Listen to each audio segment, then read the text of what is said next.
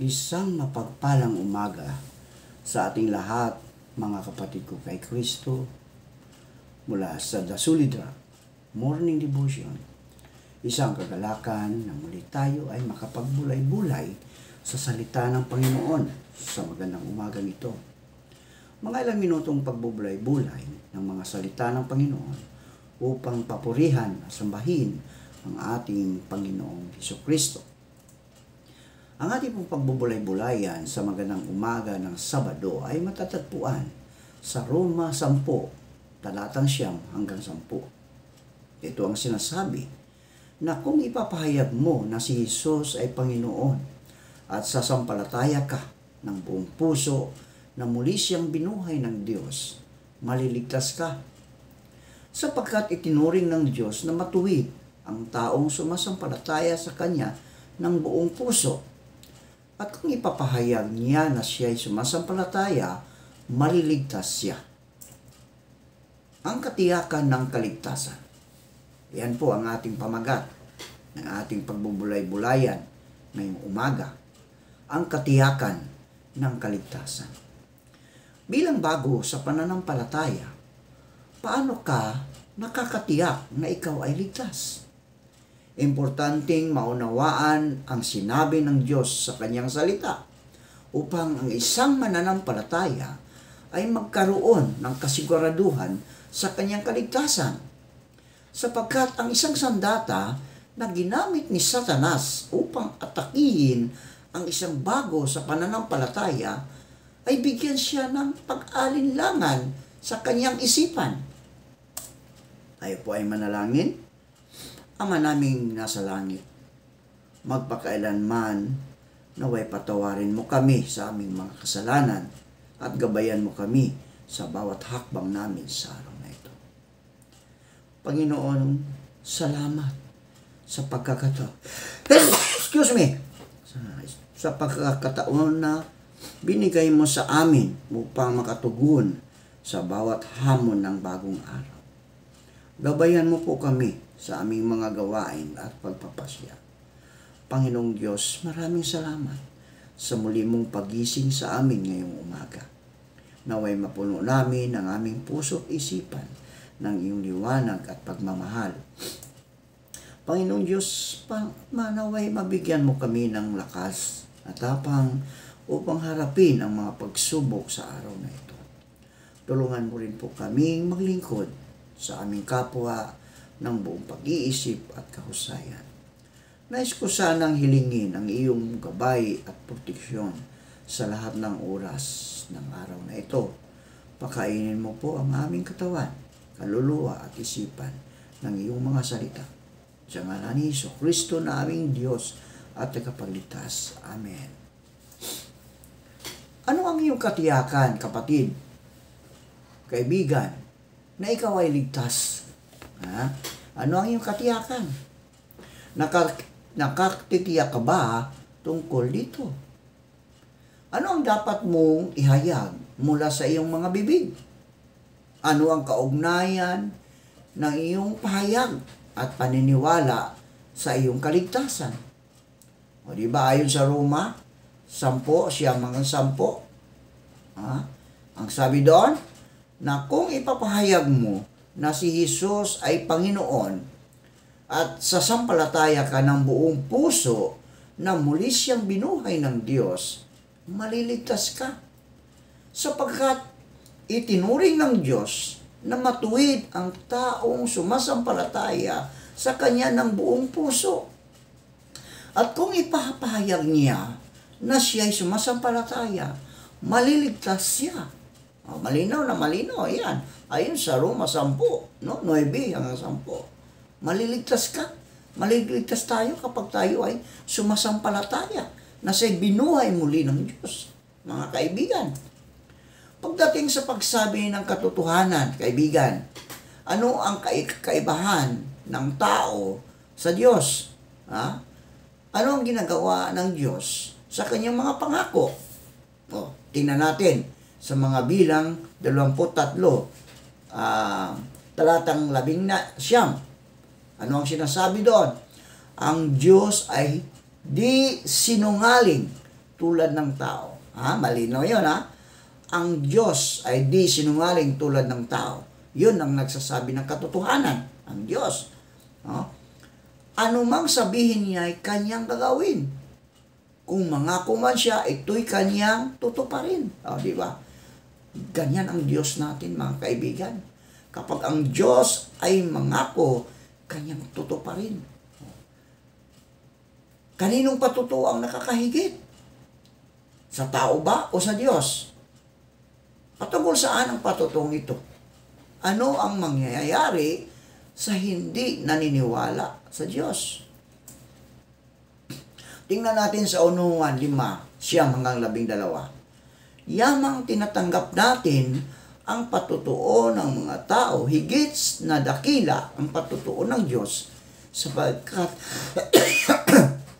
sapagkat ito ang patutuo ng Diyos na pinapatunayan niya patungkol sa kanyang anak. Ang sumasampalataya sa anak ng Diyos ay nagtataglay ng patutuo sa kanyang sarili. Ang hindi sumasampalataya sa Diyos, siya ang nagsasabi na ang Diyos ay sinungaling sapagkat hindi niya sinasampalatayanan ang patutuo na pinatutuhanan ng Diyos patungkol sa kanyang anak.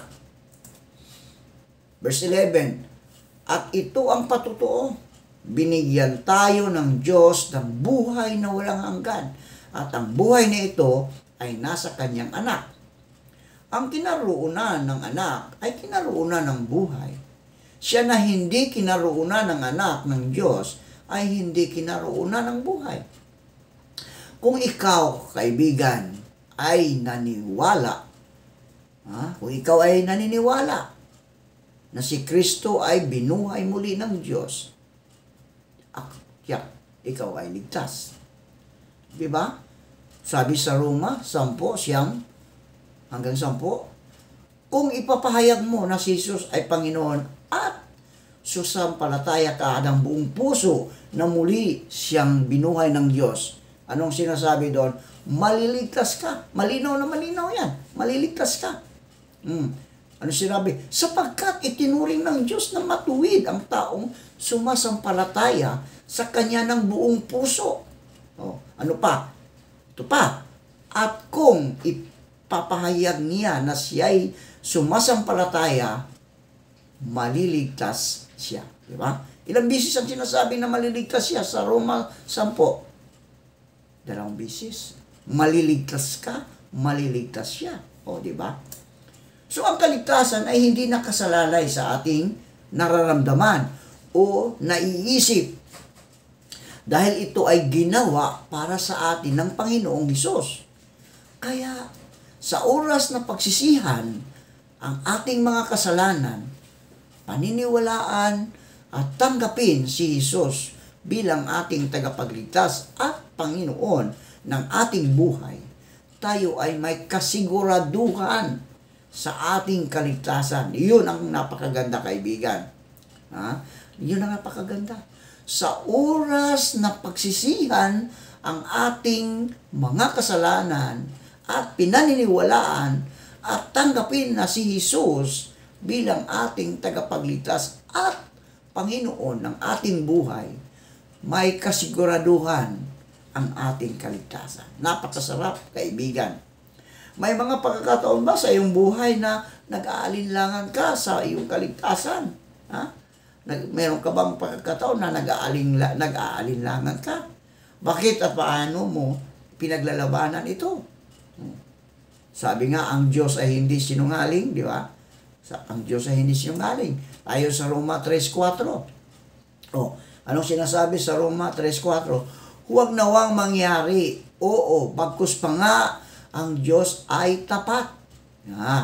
Datapwat ang bawat tao ay sinungaling, gaya ng nasusulat, upang ikaw ay ariing ganap sa iyong mga salita at makapagtagumpay ka kung ikaw ay mahatulan. Tingnan natin ang Bilang 23, talatang 11. Ang Diyos ay di sinungaling na tulad ng tao. Malinaw na malinaw yan. Sinabi sa Biblia yan, no? Sinabi ng kanyang mga salita sa mga bilang, ang Diyos ay di sinungaling na tulad ng tao. Ano mang sabihin niya ay kanyang gagawin. Kung mangako man siya, ito'y kanyang tutuparin. Hindi kailanman nagsisinungaling ang Diyos, kaibigan. Ang katangiang ito ng Diyos at ang kanyang salita ay nagbibigay sa atin ng kasiguraduhan na ang sinumang maniwala kay Jesus ay may buhay na walang hanggan. Napakasarap, kaibigan, magkaroon tayo ng buhay na walang hanggan. Buhay na walang hanggan doon sa langit, hindi dito sa lupa. Kasi dito sa lupa, wala to, mawawala to magugunaw to. No? Pero ang ating espiritu, ang ating kaluluwa, pag tayo humarap sa Diyos, na binigyan tayo ng buhay na walang hanggan, makasama natin ang Diyos sa kanyang mga awitin, pagpupuri, kasama ng mga anghel. Di ba? Napakasarap kapag mayroon kang buhay na walang hanggan doon sa langit. Kung halimbawa, kamatayan na walang hanggan, doon ka sa impyerno, anong gagawin mo ngayon? Napakahirap doon, mga kaibigan.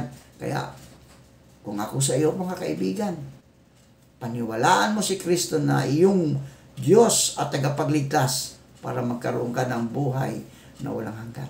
Bakit maasahan ng Diyos at ang kanyang salita? Yun mga katanungan nun, bakit maasahan ng Diyos at ang kanyang salita?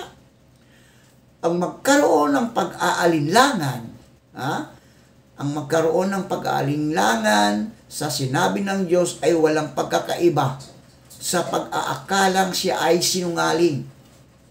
Ito rin ay isang paratang na ang lahat ng pangako ng Biblia tungkol sa kaligtasan kay Kristo ay mali. Kadalasan tayo ay nagdududa sa kanyang pangako dahil sa kasinungalingang ibinibato ni Satanas na hindi raw tapat ang Diyos. Kailangang paniwalaan natin ang kanyang patutuo at magkaroon ng kasiguraduhang tayo nga ay naligtas ayon na rin sa kanyang pangako. Tayo po ay manalangin. Marami pong salamat, Panginoon, sa magandang umaga na iyong ibinigay sa amin. Maraming salamat sa muli mong pagkabuhay na kami iyong binigyan ng buhay na walang hanggan. At maraming salamat, Panginoon, sa kasiguraduhan na kami bilang iyong mga anak, mananampalataya, na si Kristo ay binuhay muli, tinanggap ka namin bilang aming Diyos at tagapagligtas, ay may kasiguraduhan kami na kami ay ligtas, Panginoon. Lord, salamat sa kaligtasan na iyong ibinigay para sa amin. Maraming salamat sa buhay na ito na iyong ibinigay. Panginoon, sa umagang ito patuloy kong tinata sa inyo ang aming mga kaibigan na may nasa banig ng karamdaman. Patuloy mo po silang abutin, O Diyos, upang sila ay magkaroon ng kagalingan at ibalik mo ang kanilang mga lakas na nawala dahil sa karamdaman. Pagpalain mo po ang bawat isa na nakikinig sa programang ito, ang The Solid Rock Morning Devotion, upang sila, O Diyos, ay makasunod din sa iyong kalooban at sila din, Panginoon, ay maligtas at maniniwala na ikaw ang Diyos na namatay at muling nabuhay para sa amin, Panginoon. Maraming salamat, Panginoon, sa iyong mga pangako na iyong tinutupad para kami, O Diyos, ay maligtas at magkaroon ng buhay na walang hanggan. Maraming salamat po sa pangalan ni Jesus. Amen at amen.